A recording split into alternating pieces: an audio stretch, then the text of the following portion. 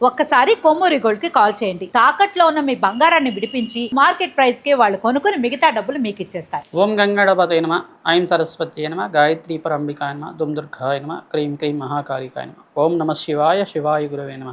Yeah దేవీ సర్వభూతేషు మాతృరూపేణ సంస్థితః నమస్తస్యై నమస్తస్యై నమస్తస్యై నమో నమః. క్రీం మహాకాళికాయ నమ, ద్రాం దత్తాత్రేయాయ నమ. ఓం నమో భగవతే మేధా దక్షిణామూర్తి మహ్యం మేధాం ప్రజ్ఞా ప్రయచ్చస్వ. క్లీం కృష్ణాయ గోవిందాయ గోపీజనవల్లభాయ శ్రీకృష్ణ పరబ్రహ్మణే పరంజ్యోతిషే నమ. ఆదిత్యాది నవగ్రహ దేవతాయ నమ. మాతృభ్యో పితృభ్యో ఋషిభ్యో గురుభ్యో నమో నమ. యూట్యూబ్ ప్రేక్షకులకు అందరికీ కూడా నమస్కారం అండి. నేను పాలపర్తి గురునాథ శర్మ, జ్యోతిషం వాస్తు సిద్ధాంతిని. మీకంతా కూడా గోచారీత్యా గ్రహాల యొక్క స్థితిగతి, వాటి ప్రభావం అంతా కూడా మేషాది ద్వాదశ రాశుల వాళ్ళకి మాస ఫలితాల్లో భాగంగా విశ్లేషణ చేయడం జరుగుతుంది.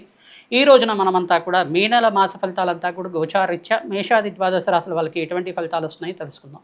ప్రధానంగా గోచార చక్రం అంతా కూడా చూసుకుంటే ఈ రకంగా ఉంది. గోచారంలో ప్రధానంగా శనీశ్వరుడు మీనరాశిలో సంచారం చేయడం, ప్రధానంగా అంగారకుడితో పాటు కలిగి మీనరాశిలో సంచారం చేస్తున్నారు. ప్రధానంగా చూసుకుంటే ఈ యొక్క అంగారకుడు అంతా కూడా మే నెలలో 13వ తారీఖు రోజున మేషరాశిలో సంచారం చేయడం, రాశి మార్పు అనేది జరుగుతుంది.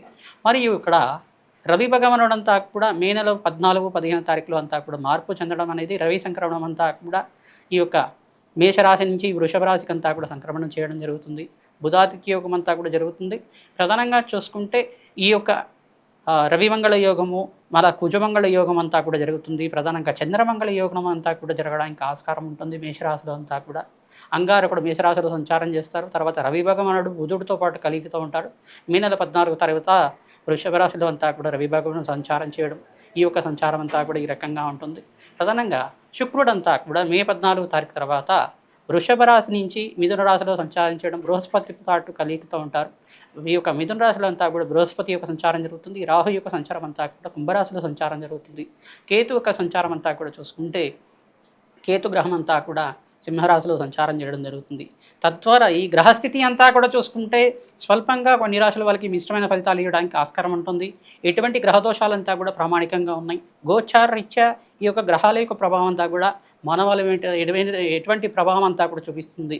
ప్రధానంగా చూసుకుంటే గ్రహస్థితి అంతా కూడా మెరుగుపడడానికి నవగ్రహ ఆరాధన చేసుకోవడం శ్రేష్టమైన ఫలితాలు ఇస్తుంది. జన్మ జన్మాంతరమైన మహాపాతక దోష నివారణార్థం ప్రతినిత్యం కూడా జగన్మాత ఆరాధన చేసుకోవడం, దేవీ కట్మాల స్తోత్రం అంతా కూడా పఠించడం వల్ల అఖండ లాభాలు సిద్ధించడానికి ఆస్కారం ఉంటుంది. మేషాది ద్వాదశ రాశుల వాళ్ళకి ఎటువంటి ఫలితాలు వస్తాయో తెలుసుకుందాం. వృశ్చిక రాశి జాతకులకి ప్రధానంగా చూసుకుంటే మే నెల మాస ఫలితాల్లో భాగంగా ఎటువంటి గ్రహస్థితి అంతా కూడా అనుకూలంగా ఉందో తెలుసుకోవడం జరుగుతుంది. ప్రధానంగా వృశ్చిక రాశి జాతకులకి సప్తమ స్థానంలో సూర్య భగవానుడు బుధుడు యొక్క కలికి జరుగుతుంది. ఈ మాసంలో ప్రధానంగా 14వ తారీఖు తర్వాత బుధాదిత్య యోగంలో అంతా కూడా సూర్య భగవానుడు మార్పు చెందడం అనేది జరుగుతూ ఉంటుంది. ప్రధానంగా ఇక్కడ అంగారకుడి యొక్క మార్పు కూడా విశేషంగా బుధ మంగళ యోగంలో, సూర్య ఆదిత్య యోగంలో, చంద్రమంగళ యోగంలో మార్పు చెందడం అనేది విశేషమైన ఫలితాలు పొందుతారు.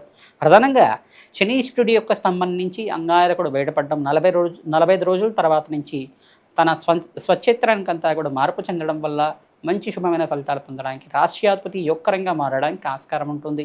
ప్రధానంగా సూర్య భగవానుడితో పాటు కలియిక, ఉచ్చస్థానంలో ఉన్న సూర్యుడితో పాటు కలియిక అనేది జరుగుతూ ఉంటుంది.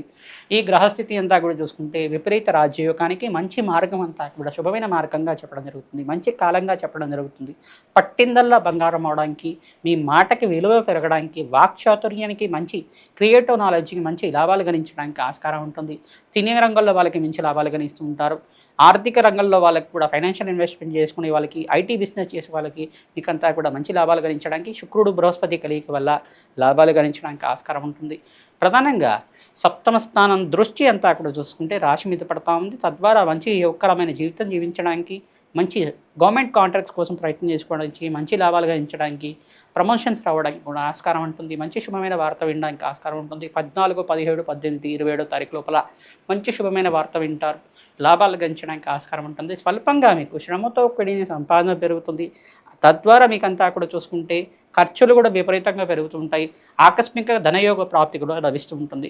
ఇటువంటి గ్రహస్థితి స్వల్పంగా మిశ్రమైన ఫలితాలు ఇస్తుంది. కావున ఈ గ్రహస్థితి నుంచి బయటపడడానికి ప్రతినిత్యం కూడా నవగ్రహ ఆరాధన చేసుకోవడం, ఆంజనేయ స్వామి వారికి తామలపాక పూజతో అర్చించడం, ప్రధానంగా హనుమత్ జయంతి రోజున అన్నదానం చేయించడం అఖండమైన పుణ్య ఫలితాలు ఇస్తుంది. ప్రతినిత్యం కూడా శుక్రుడికి, బృహస్పతికి, అంగారకుడికి, శనీశ్వరుడికి, రాహుకి జపాలు హోమాలు చేసుకోవడం వల్ల అఖండమైన శుభమైన ఫలితాలు పొందడానికి ఆస్కారం ఉంటుంది. ధనధాన్యాది సమృద్ధి కలుగుతుంది. సూర్య భగవానుడు ఆరాధన చేసుకోవడం, గోధుమలు దానం చేసుకోవడం వల్ల అఖండమైన పుణ్యప్రాప్తి లభిస్తుంది.